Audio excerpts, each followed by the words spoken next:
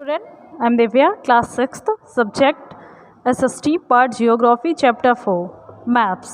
Okay, so listen here carefully. This lesson is very important. Map.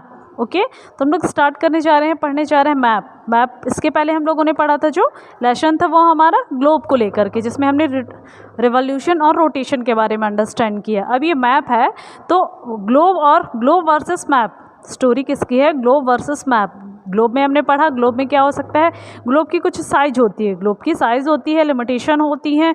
उसके साथ साथ globe को हम कहीं भी आ जा रहे हैं, हमको कोई भी चीज़ समझनी है, अंडरस्टैंड करनी है, स्टडी करनी है, तो ग्लोब को तो हम अपने पॉकेट में रख के नहीं चल सकते।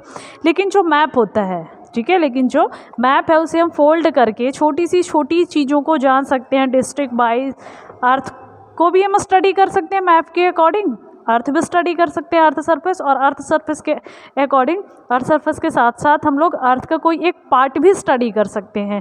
तो मैप यूजुअली हम लोग बड़े आसानी से, बड़ी इजीली ले जा सकते हैं उसे फोल्ड करके अपने साथ। तो ये ग्लोब वर्सेस मैप, ग्लोब और मैप की कहानी है।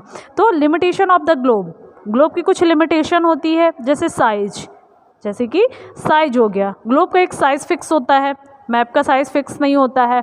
मैप अर्थवाइज वर्ल्ड वाइज भी निकाल सकते हैं, अर्थ सरफेस के अकॉर्डिंग मैप जो होगा तो वो वर्ल्ड वाइज भी हो सकता है, कंट्री वाइज भी हो सकता है, स्टेट वाइज भी हो सकता है ना। तो मैप्स की साइज नहीं होती है, और ग्लोब में एक साइज फिक्स होती है। एंड सेकेंड देखें तो लिमिटेशन ऑफ द ग्लोब में, तो helpful only studying in the earth as a whole. अगर हमको स्टडी करनी है अर्थ के होल की, मतलब पूरी अर्थ स्टडी करनी है, तो ग्लोब हमारे लिए बहुत हेल्पफुल है।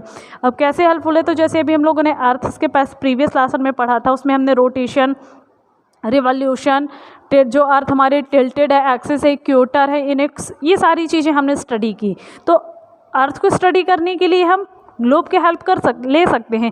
लेकिन अगर वहीं पे हमको अर्थ का कोई एक पार्ट स्टडी करना है, अर्थ एज अ होल, अर्थ का कोई एक पार्ट स्टडी करना है, तो क्या हम ग्लोब से वो अर्थ का एक पार्ट निकाल के स्टडी कर सकते हैं? So this is impossible. तो इसी तरह से ग्लोब की कुछ लिमिटेशन होती है, साइज़ होती है।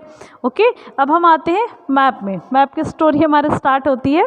तो map are useful for the various purpose. Map का हम लोग यूज़ करते हैं, तो उसको यूज़ करने के लिए हमारे बहुत सारे पर्पस होते हैं, ठीक है। Like that map show a small area and a few fact. Map show a small area and a few fact.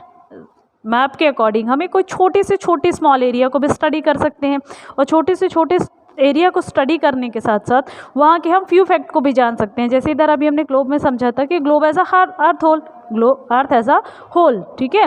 Globe में हम पूरा अर्थ स्टडी करेंगे, लेकिन अगर वहीं हमें मैप का अर्थ का कोई एक पार्ट, अर्थ सरफेस का कोई छोटा सा डिस्ट्रिक्ट वाइज या स्टेट वाइज अगर हमको स्टडी करनी है, तो फिर वहाँ पे हम किसका यूज़ करेंगे?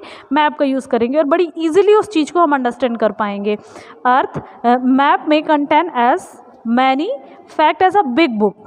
मैप क्या होती है? मैप में बहुत सारे कंटेंट्स, अलग अलग कंटेंट होते हैं। जैसे वर्ल्ड वाइज मैप हम रख सकते हैं, कंट्री वाइज मैप रख सकते हैं, स्टेट वाइज मैप रख सकते हैं। तो मैप में बहुत सारे अलग अलग कंटेंट मिल जाते हैं, और अलग अलग कंटेंट मिला करके एक वो बिग बुक बन जाती है। Many maps are put together we get an atlas. जब हम अलग अलग जगह के, अलग अलग स्टेट के वर्ल्ड वाइज एक मैप रख लिया, फिर हर कंट्री के मैप रख लिया, उसके बाद हमने स्टेट वाइज मैप रख लिया, तो इसी तरह जब हम बहुत सारे मैप एक साथ मिला देते हैं, एक साथ उनको कर देते हैं, तो वो क्या बन जाती है? एटलस बन जाती है। We get an atlas. Map की बुक को हम क्या कहते हैं? एटलस कहते हैं। तो वो क्या बन जाती है? एक एटलस बन जाती है। Maps provide more information than a globe. Map से हमें बहुत सारी इन्फॉर्मेशन मिलती हैं, मैप से हमें बहुत सारी छोटी छोटी सी इन्फॉर्मेशन मिलती है, जो फ्यू फैक्ट के अकॉर्डिंग होती है। अब ग्लोब में हम पूरी अर्थ स्टडी कर सकते हैं, लेकिन अर्थ सरफेस का कोई एक पार्ट स्टडी करना है, तो एक पार्ट स्टडी करने के लिए ग्लोब से तो उस पार्ट को हम निकाल नहीं सकते हैं। लेकिन मैप होता है, तो मैप हमें स्मॉल एरिया वाइज बहुत सारी इन्फॉर्मेशन प्रोवाइड करती है। तो इस तरह से मैप और ग्लोब के वर्सेस में जीत किसकी होती है? मैप की जीत होती है। मैप से हमें बहुत सारी चीज़ें अंडरस्टैंड होती हैं। अब यूज़ मैप का हम यूज़ कैसे करते हैं? तो a map is a representation or a drawing of the earth surface or a part of it draw on a flat surface according to the scale. Map क्या है? अर्थ सरफेस का representation है, ठीक है, अर्थ सरफेस को जो represent करता है, जैसे हम किसी भी एक कागज़ में ड्रॉ भी कर सकते हैं, बना भी सकते हैं। जैसे हम किसी एक कागज़ में वर्ल्ड वाइज मैप भी बना सकते हैं, कंट्री वाइज मैप भी बना सकते हैं। तो ये क्या है, रिप्रेजेंट करता है अर्थ सरफेस को, जिसे हम ड्रॉ भी कर सकते हैं। Of the earth surface or a part of it draw on a flat surface, जिसे हम कहीं भी किसी भी फ्लैट सरफेस में, कागज़ में ना ड्रॉ कर सकते हैं, बना सकते हैं अकॉर्डिंग टू अ स्केल। अब उसको नाप करके, स्केल करके, मेज़रमेंट करके। तो स्केल करके कैसे, तो जैसे हम स्केल करके हम इसे मैप करेंगे। जैसे हमने ये कि मैप बनाते समय कि छोटी सी लाइन खींची, ड्रॉ की, ठीक है। तो अब ये लाइन जैसे हमारी 5 सेंटीमीटर की है, ये लाइन हमारी 5 सेंटीमीटर की है। तो अब हम इसको एक स्केल, इसका एक मेज़रमेंट देंगे। जैसे 500 किलोमीटर है ना, 500 किलोमीटर का 5 सेंटीमीटर बना दिया, 5 मीटर बना दिया। तो इसके अकॉर्डिंग हम इस अर्थ का मेज़रमेंट भी कर सकते हैं अकॉर्डिंग टू अ स्केल है। स्केल के अकॉर्डिंग हम इसको माप भी सकते हैं। आई होप आप लोगों को ग्लोब वर्सेस मैप समझ में आया। मैप हमारे लिए कितना यूज़फुल है और साथ साथ मैप का यूज़ हम कहाँ और कैसे करते हैं। Okay, thank you, have a nice day, see you tomorrow.